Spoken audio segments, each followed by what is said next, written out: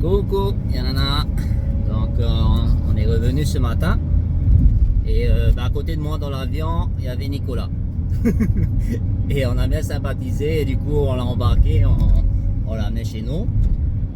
Tu veux te présenter?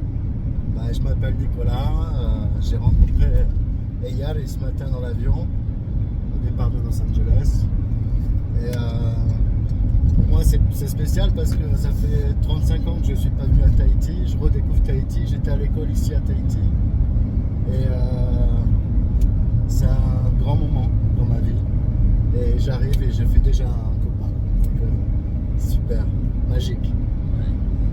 Et donc ouais, il habitait ici, donc il est en train de retrouver un peu ses amis d'enfance et tout. Et en plus, il est entrepreneur. Donc il a une société de collection de Voiture de collection. Voilà, voiture de collection. Restauration de voitures. Ouais. Spécialisé un peu dans les voitures européennes de sport, notamment les Mercedes des années 50 à 70. Je suis un des principaux spécialistes en France pour ces modèles-là et je travaille aujourd'hui un peu partout en France et à l'international. Donc j'étais à Los Angeles pour ce travail. Et là, Tahiti, c'est autre chose, c'est plus un voyage de cœur que j'ai fait une petite parenthèse à ce voyage professionnel. Et voilà, j'ai rencontré Eyal qui est très motivant, qui a un bon état d'esprit, je pense un bon regard sur les choses et la vie, et qui est très ouvert, très comment dire, empathique et très soucieux aussi des autres. Donc c'est sympa. j'ai pu le remarquer, je suis arrivé chez lui ce matin, je connais toute la famille, j'ai l'impression de faire partie de la famille. Ouais. Et là, on dépasse Banbridge où mon fils a fait le cross. On a fait le cross déjà ce matin. Ouais. Et donc il va passer un peu moins d'une semaine ici à Tahiti. Et en tant qu'entrepreneur, qu'est-ce que tu peux... C'est quoi ton conseil numéro 1 que tu peux donner à quelqu'un qui se lance ou même à quelqu'un qui je dirais que le conseil que je donnerais, c'est croire en soi, croire en ses idées, ses projets, être persévérant et être à l'écoute aussi.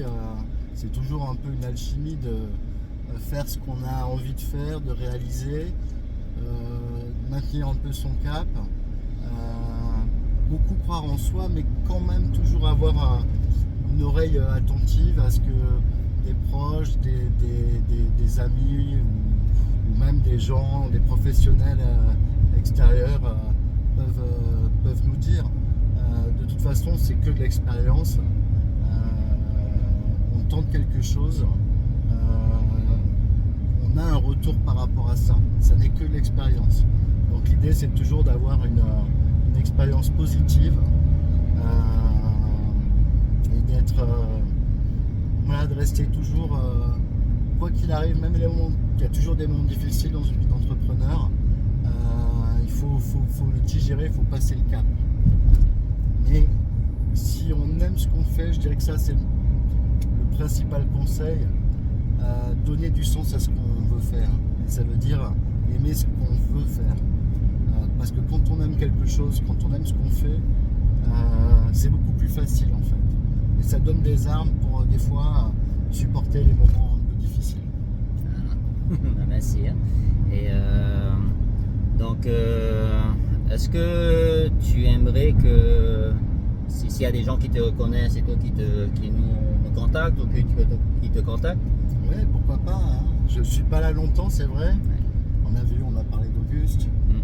Donc c'est Nicolas Jambon et il était ici en 88, 87. 88, 87. 6e H. 6e H à Lamni. Collège Lamni. Ouais. Donc si vous étiez dans cette classe-là, n'hésitez pas à m'envoyer un MP ou d'aller sur son Facebook. Hein. Donc là, on vient d'arriver en ville. Et après, ben, moi, j'attaque les rendez-vous à Mahina. Et voilà, ben, merci. Merci. Nana. Nana.